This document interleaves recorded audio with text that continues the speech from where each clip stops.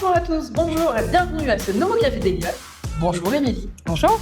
Alors aujourd'hui, mon invité est Émilie Le Goff, sans doute reconnue.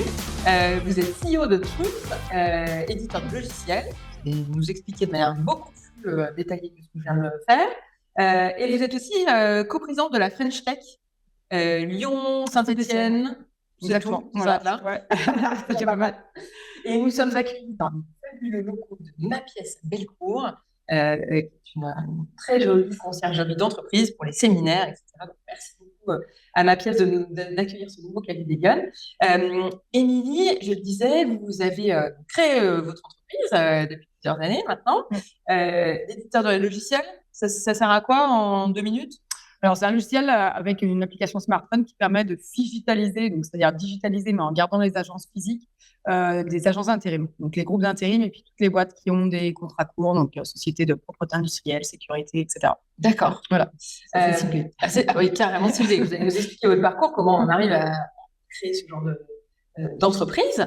Mais première question, Émilie, de l'émission. Au Café des Lions, vous savez, on s'interroge sur la question de la place des femmes dans le débat public. Est-ce que vous vous sentez être une femme engagée? Et ça veut dire quoi, l'engagement pour vous? Oui, je pense que je pense que je suis une femme engagée.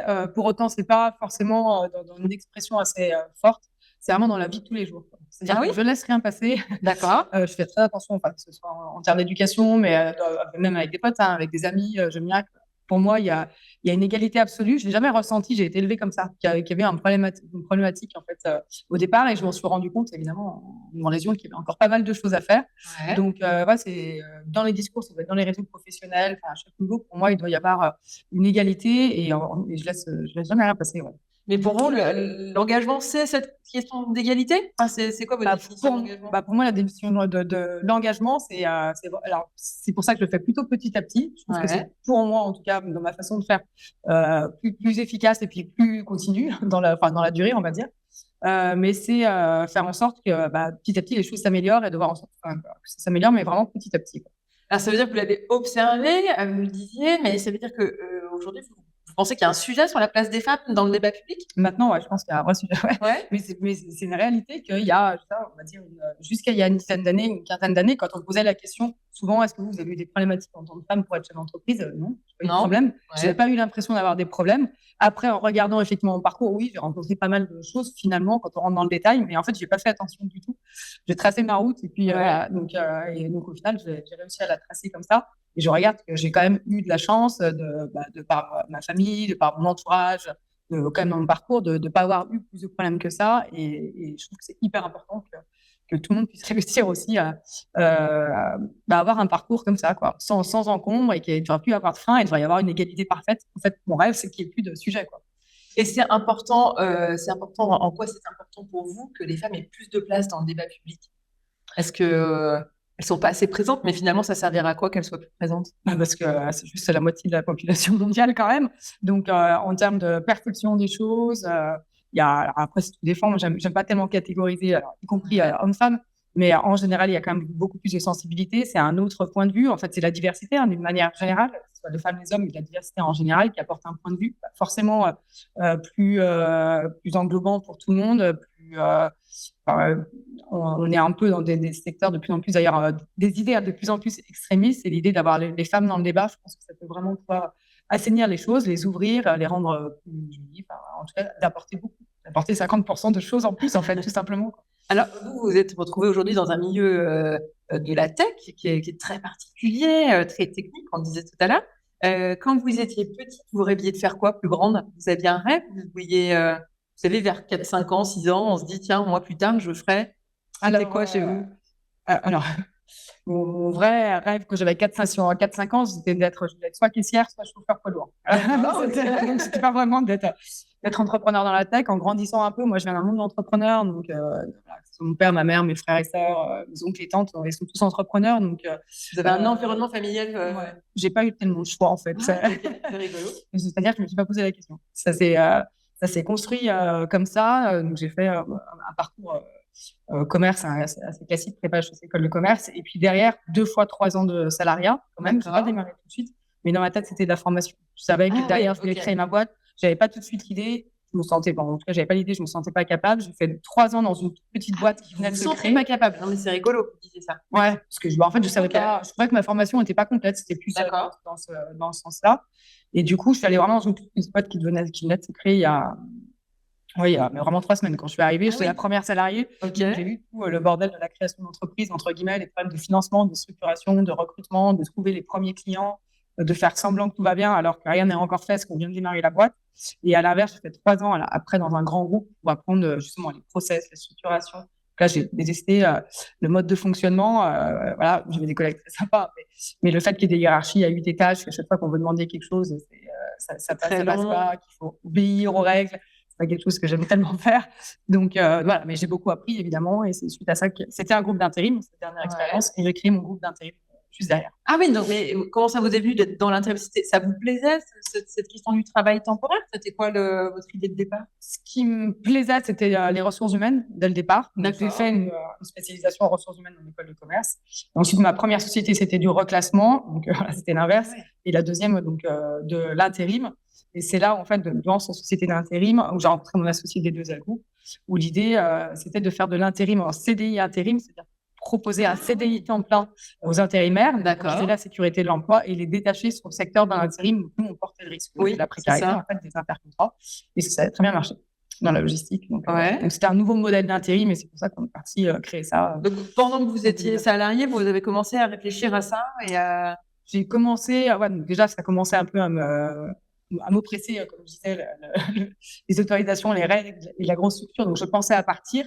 Et en fait, cette problématique-là qu'avait, nous, c'était spécialisé dans le secteur de la logistique, de ces clients en logistique qui avaient cette problématique de fidélisation, finalement, de leurs intérimaires, d'un côté, de problème de ne pas pouvoir garder des intérimaires plus de 18 mois parce que c'est illégal. Alors, parfois, ils avaient des missions de 3 ans. Donc, ils avaient une vraie problématique. En face, on avait des intérimaires qui rêvaient d'être en CDI, qu'on avait marre d'être des intérimaires longue durée, qui ne trouvaient pas d'emploi fixe. Donc, je me suis dit, il doit y avoir quelque chose à faire. Et on a trouvé une solution juridique pour avancer là-dessus, mais qu'on allait créer tous les deux à côté dans une nouvelle structure. Et donc, le déclic, quand est-ce que vous vous dites, allez, demain, j'arrête? Le déclic, pour être très exact, j'ai commencé à travailler sur le projet déjà à la naissance de mon premier enfant, parce que j'ai eu un congé maternité que je ne voulais pas prendre parce que j'avais pas envie de m'arrêter. Et sauf que c'est obligatoire. Donc j'ai pas eu le choix. Oui, c'est vrai. On peut faire autrement. On peut faire autrement. C'est vraiment obligatoire. Donc, bref.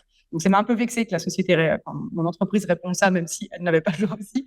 Et donc j'ai commencé à travailler sur le projet de mon côté pendant ce congé maternité, et je tombais rapidement enceinte derrière mes 2 enfants. Donc en fait, j'ai créé la boîte au moment où j'étais d'accoucher de mon premier, j'étais enceinte du deuxième. J'étais en plus en train de divorcer, donc de déménager. Mais vous êtes une force de la nature quand même. Quitte à être un petit peu bordélique, autant tout faire maintenant, alors et la boîte maintenant. Donc c'était un gros déclic. C'est ça. Voilà, mais ça s'est très bien passé. Et vous n'avez pas eu peur? Vous n'êtes pas dit, qu'est-ce que je suis en train de faire? Je fais n'importe quoi. Non, j'ai pas eu peur parce que l'avantage, alors c'est quand même un avantage français, mais du coup je suis sortie de l'entreprise, mais sur une sortie négociée. Du coup, j'avais 2 ans quand même de rémunération spécialisée en création d'entreprise, ce qui existe toujours d'ailleurs maintenant. Donc déjà, j'étais sécurisée financièrement. Les enfants, moi je trouve que quand ils sont petits, c'est presque plus facile quand ils sont adolescents parce que c'est de l'organisation, mais une fois qu'on est organisé, finalement, ça roule.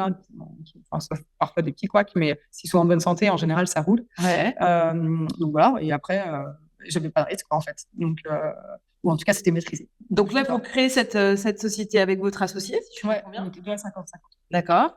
Et là, c'est quoi les étapes? Vous rencontrez des difficultés? Rétrospectivement, qu'est-ce qui était le plus compliqué à gérer? On n'a pas eu tellement de difficultés. En fait, on a vendu, on a démarré de rien, vraiment de rien. On a juste pris des locaux. Et à l'époque, on n'avait même pas les moyens de payer l'électricité. C'était 300 €, je crois, la meilleure marge d'électricité pour EDF. Et on ne pouvait même pas le payer. Donc, on bossait, on a commencé en janvier, donc on bossait vraiment sur des horaires où il faisait jour, pour avoir la lumière. On chargeait nos ordi entre midi et 2 pour les. Pour pouvoir. Pour cette toute la journée, donc on a vraiment bricolé. Mais on a été rentable dès la première année. Donc finalement, et ensuite on a doublé de chiffre d'affaires et de rentabilité en même temps, quasiment tous les ans jusqu'à la fin. Donc c'était jusqu'à ce qu'on revende les 2 ans. Donc du coup, ça s'est plutôt bien passé. En termes de structure, il n'y a pas eu une pression de levée de fonds comme j'ai eu la deuxième fois. Donc c'était. Donc c'est une vraie success story de pépite lyonnaise. Ouais, franchement, un beau développement. On faisait 400 millions quand on a vendu il y a 2 ans. Donc, oui, effectivement. C'est développé assez À deux. Ouais. En combien d'années? En une dizaine d'années. Ah oui, d'accord. 2010-2021. Donc vous êtes un peu l'exemple finalement que c'est possible de réussir en France et c'est possible de créer des business. Parce qu'on entend souvent ce discours des chefs d'entreprise qui disent mais finalement c'est trop compliqué la France, il n'y a pas beaucoup d'espace et c'est peut-être plus simple de le faire à l'étranger. Vous non, vous le faites. Non, ouais, alors non, je pense que c'est simple en France et je pense que c'est un des pays où c'est plus simple en fait. D'accord. Donc ouais, effectivement, il y a beaucoup de charges, etc. Mais il y en a quand même beaucoup aussi dans les autres pays. Hein. Quand on regarde en détail, il y en a quand même beaucoup. Ne serait-ce que on va aller aux États-Unis, par exemple, effectivement, il y a moins de charges sociales. Mais si on veut garder les bons salariés, il faut leur payer l'assurance santé. Oui, c'est il faut vrai. leur payer. Enfin, en fait, il y a plein de choses. Il y a Potentiellement l'école des enfants qui est hyper chère. Ouais. Donc finalement, en termes de dépenses pour un salarié, c'est quand même assez élevé. Les rémunérations sont... Bon, après, j'ai pas fait d'études générales au niveau mondial, mais effectivement, il y a ce problématique de charge, mais on est quand même hyper bien entouré, sécurisé. Franchement, il y a deux choses, ou en tout cas au moins une, pour pas rentrer dans le débat actuel, mais qui est un peu dommage, c'est le chômage. Je trouve que c'est dommage qu'un entrepreneur puisse pas avoir un chômage. Ah oui, aujourd'hui, il n'y a pas de sécurité et finalement, en plus, on cotise. Donc, avec ça rentre pas, voilà, on dépose à la société, ça arrive, c'est normal. C'était facile et si tout le monde réussissait, tout le monde le ferait. Et c'est pas grave. On repart sur une nouvelle boîte, mais c'est quand même dommage qu'on soit pas sécurisé alors que tous les salariés le sont. Ouais. Vous parlez tout à l'heure de levée de fonds. Qu'est-ce qui a été compliqué là sur les levées de fonds? Et est-ce que le fait d'être une femme, ça a été un frein à un moment donné dans ces questions de levée de fonds? Ah bah, alors moi, encore une fois, c'est ce que je dis, j'ai pas perçu ça comme des freins. Mais pour être très clair, je suis allée voir un fonds et donc j'ai 100% des parts à ce moment-là. J'ai récupéré mes 100% de parts d'ailleurs. Mais à l'époque, je suis allée avec mon CTO qui devait avoir une cinquantaine d'années, un peu plus, 55. Donc, il s'occupait de toute la partie technique, puisqu'on parlait de logiciel et que moi, pour le coup, je ne connaissais pas la partie technique. Donc, j'ai présenté mon projet devant 5-6 personnes à Paris, un fonds d'investissement. Eux, ils se sont présentés en premier pendant un quart d'heure, ils ne m'ont pas regardé du tout. Ah oui? Ils ont regardé mon CTO, c'était évident que le dirigeant de la boîte, c'était la personne à côté. Donc voilà, et après, quand ils ont dit, on vous laisse présenter Troops, j'ai effectivement présenté à l'associé en disant, en fait, c'est moi qui est la fondatrice actionnaire à 100% d'une boîte. Ils se sont sentis très mal pour le coup. Après, effectivement, ils m'ont posé quelques questions. Mais quand on est parti, ils m'ont couru derrière avec un leaflet en disant on soutient l'entrepreneuriat des femmes. Regardez, on va absolument faire rentrer des femmes. Donc, j'ai pas de souci. Mais voilà, pour eux, naturellement, on est encore très loin du compte. Et donc voilà. Et après, je suis tombée enceinte de mon troisième enfant. C'est arrivé régulièrement au moment de la levée de fonds. D'accord. Donc ça n'a pas été un problème non plus, parce que j'ai pas souhaité leur dire en fait. D'accord. Je ne les ai pas prévenus, je me suis pris la tête pendant 2-3 mois en disant comment je vais leur dire, parce que je vais lever des fonds, ils vont croire que, ils vont avoir peur, quoi. Je suis censée surdévelopper ma boîte, maintenant je dois tout donner. Et donc voilà, et en fait je leur ai pas dit, j'ai eu 2-3 rendez-vous où je mettais des robes très très larges. Ah oui, carrément. Comme dans les séries et les films, vous fait la même chose. J'ai voulu pas le dire, et puis ils ont fini par me poser en plus ils n'osaient pas me poser la question, parce que ça se fait pas, c'est toujours gênant. Exactement. Et au final, ils ont fini par me la poser quelques mois après en me disant ouais, Émilie, on a appris, il paraît que, je sais pas, mais voilà, que tu seras enceinte. Alors je dis non, en fait, je suis pas enceinte, mais effectivement, j'y étais il y a 3 jours, j'ai accouché, et tu vois, là, je suis au boulot et je suis en train de travailler. Donc, je me suis pas arrêtée, j'avais pas envie de m'arrêter d'ailleurs. Donc, vous voyez, il n'y a pas de souci. Donc voilà. En fait, je me suis dit, si j'étais un homme, est-ce que j'appellerais mon fonds d'investissement pour dire, je voudrais vous dire que mon mari, ma femme est enceinte. Mais on ne ferait pas. Donc, je ne vois pas pourquoi moi, je me sentirais obligée de le faire. C'est pour ça que je ne l'ai pas fait. C'est vrai. Et ça ne vous a pas valu de... non, je ne suis pas arrêtée et que en fait, ça a été complètement transparent pour eux, quoi. Enfin, ils ont vu que j'avais grossi un peu, puis j'ai ri, et puis c'est tout ce qu'ils ont vu dans mon travail. Mais ça veut dire que, pour reprendre l'exemple que vous citiez de ce premier fonds où vous pitchez et il s'adresse au CTO, malgré le fait qu'ils n'aient pas considéré que c'était vous le leader, au final, est-ce que ça a eu un impact sur leur décision? Ils vous ont suivi quand même? Et au final, je pense qu'ils m'ont suivi quand même. Et d'abord, je pense que mon projet était bon. Et qu'ils m'ont suivi pour cette raison-là. Mais finalement, ça a un petit peu aidé parce qu'ils ont aussi leur quota, ils ont aussi leur communication à faire. Aujourd'hui, il y a quand même les Sista, etc., qui insistent très fortement et qui font une grande pression sur les fonds entrepreneurs. Il n'y a pas tant de femmes entrepreneurs que ça qui lèvent des fonds. Et donc, ils sont bien contents de...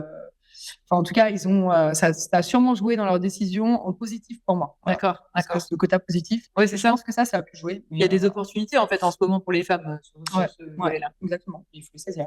Alors, comment arrive l'aventure French Tech dans votre histoire, dans votre parcours? Alors, l'aventure French Tech, elle est arrivée assez naturellement parce que du coup, comme je disais, ma première boîte, c'est pas du tout de fonds. Et ma deuxième boîte, j'ai levé des fonds, mais je connaissais pas du tout ce mode de fonctionnement. Je n'avais pas appris les levées de fonds. Et donc, je me suis beaucoup renseignée dans des réseaux parisiens à l'époque. J'étais souvent à Paris. Sauf que voilà, j'avais 4 enfants et je me suis dit, c'est dommage parce que je perds du temps avec eux au lieu de passer dans les réseaux à Lyon. Et j'ai mon premier réseau, c'était la French Tech. C'était plus connu dans la tech. D'accord. Donc voilà, donc je me suis renseignée et j'ai trouvé ce réseau hyper intéressant. J'avais un peu du mal à comprendre, donc je me suis pas mal renseignée et impliquée. Voilà, parce que, en termes d'engagement, j'aime bien pouvoir m'engager quand il y a des projets qui me parlent. Et du coup, rapidement. Donc, c'est vous qui êtes allé à chaque fois, en fait, il y a un sujet qui vous intéresse, vous y allez, vous vous présentez. Ouais, en général, c'est un peu comme ça, mais c'est juste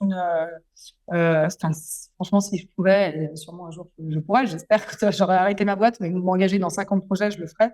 Aujourd'hui, j'ai vraiment diminué parce que j'aime pas beaucoup faire les choses à moitié. D'accord. Donc, franchement, j'ai mis un frein là-dessus, mais quand il y a un sujet qui m'intéresse, j'aime bien. Alors, je pense que je vais vous poser la question qui démange tout le monde, c'est comment vous faites pour faire tout ça? Parce que vous l'avez dit, vous êtes maman de 4 enfants, c'est ça? Vous avez créé 2 boîtes, vous avez des missions du coup associatives vous êtes impliqué dans d'autres choses, l'organisation, notamment la French Tech. Mais les journées ne font que 24 heures, Émilie. Comment pour faire tout ça? Alors, je suis bien entourée. Ouais. Ça, franchement, c'est hyper important. J'ai des salariés au top, collaborateurs qui vont être associés d'ailleurs à mon capital. J'ai une super bonne personne qui s'occupe de la maison et pour les enfants, etc. Donc, c'est vraiment déjà une question d'organisation. Enfin, pour moi, j'ai besoin d'avoir cette structure d'organisation que je peux faire sauter si je veux. Voilà, parce que parfois, c'est moi qui vais déjà gérer les enfants ce que j'ai envie, mais au moins, je sais que j'ai ça. Et puis voilà, c'est vrai que je dors beaucoup moins qu'avant, mais ah oui, quand même. Je ne me sens pas tellement plus fatiguée pour autant. Vrai. Après, je pense qu'on s'habitue tout simplement mais c'est pas tout ça. Je dors moins qu'avant parce que j'aime bien faire la fête. Là, il y a l'été qui arrive, les terrasses, donc c'est plus. En plus, vous trouvez du temps pour faire la fête. C'est pas au détriment de votre vie privée. Enfin, vous avez. C'est presque ma priorité. Ouais. Moi, c'est ma soupape de détente. C'est vrai. Ouais, voilà, d'aller boire des coups, mais ça peut être aussi avec mes collaborateurs ou mes potes. Et si j'ai pas ça, je vais être très tendue. Et alors, quel conseil vous donneriez aux jeunes qui nous écoutent? Enfin, je veux dire, on a envie d'un projet, à vous écouter, à vous entendre. On a l'impression que tout est possible en fait, mais c'est pas si simple. Alors moi, je pense que c'est possible, qu'il faut prendre tout petit à petit aussi. Il faut avoir une vision vraiment très large. Voilà, déjà, moi, je veux faire du milliard. C'est pas la peine de se dire qu'on veut faire un tout petit. Moi, je pense qu'il faut avoir un projet très grand pour se faire plaisir et pour se faire entendre aussi dans un monde un peu d'hommes dans les fonds d'investissement. Les hommes vont parler des milliards, etc. Autant parler de ça, parce que de toute façon, voilà, c'est juste un projet à long terme. Faut pas parler petit. Voilà, exactement. Et après, il faut découper les étapes. Voilà, je parle d'un projet entrepreneurial parce que c'est dans ce que je connais, quoi, mais et mesurer les risques. Moi, j'ai toujours mesuré les risques d'avance en prenant le pire, c'est-à-dire au pire, quoi. Bon, au pire, je plante ma boîte, je redémarrerai, je reprendrai un poste salarié. Quel est le pire de tout? Et finalement, les risques, ils sont pas énormes, quoi. C'est pas très. Enfin, en tout cas, moi, je vais pas rencontrer de risque fondamental. J'ai pas mis en danger mon logement. Voilà, je me suis toujours mis à niveau en disant, si jamais ça s'arrête là, j'aurai un emploi salarié qui me permettra de régler ce payer et mettre un toit pour mes enfants. Donc est-ce qu'il y a des portes auxquelles il faut aller taper en priorité? Est-ce qu'il y a des conseils à prendre auprès de certaines personnes sont déterminants? Moi, en tout cas, comme je disais, je faisais énormément de réseaux avant. C'est hyper important, les réseaux.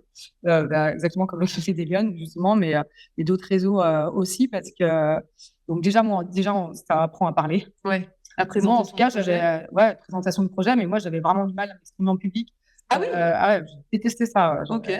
Donc, par exemple, mon groupe d'intérim, pour dire ça, encore une fois, je tire les chiffres, parce qu'il y a 70 agences et 400 millions d'euros de chiffre d'affaires, mais souvent, on disait, qu'est-ce que tu fais dans la vie? J'ai un petit groupe d'intérim.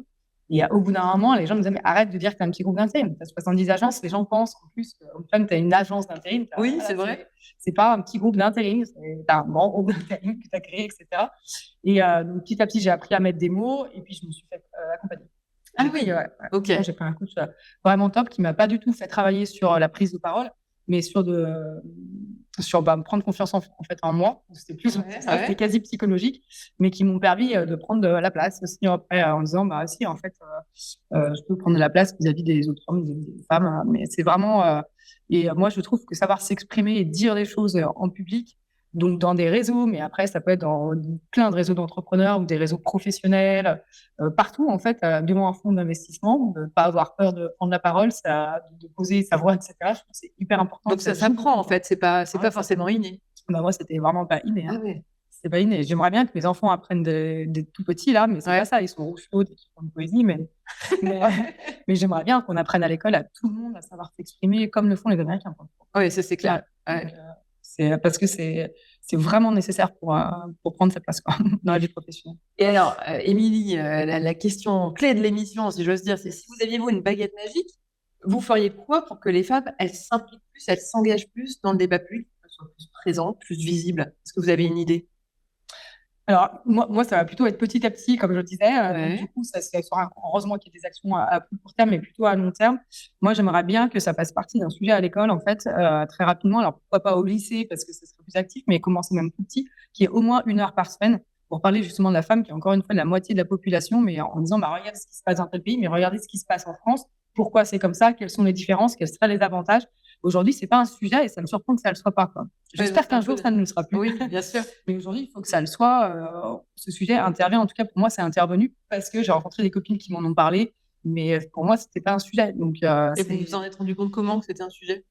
Parce que justement, avec plein de réseaux ou de copines entrepreneurs qui se me dire, mais ce serait bien que tu fasses ça, il faut qu'on mette en place sur les quotas, par exemple, il faut mettre en place des quotas. Ah bon, pourquoi voilà, et maintenant, je trouve ça indispensable. Vous avez pris conscience de l'importance et de l'intérêt de ça. Et il faudrait que les hommes en prennent, mais parce que je suis une femme, on est voir. Ça se trouve, les hommes, on leur mais on leur pose pas la question, alors que si peut-être une année, je sais pas, l'année de terminale ou l'année de première, qui est au moins 1 heure par semaine, ou 1 heure par mois, en fait. On ne demande pas énormément, juste une prise de conscience sur le sujet qui aujourd'hui, malheureusement, n'est pas un sujet encore. Merci beaucoup pour cette mesure concrète. Merci d'avoir pris le temps dans votre agenda contraint pour ce Café des Lyonnes. J'espère que ça vous aura plu. En tout cas, on remercie encore ma pièce de nous accueillir ce matin. Merci beaucoup, Émilie. Je vous souhaite une bonne semaine à tous et je vous donne un rendez-vous la semaine prochaine pour un prochain Café des Lyonnes. Bonne journée. Bonne journée.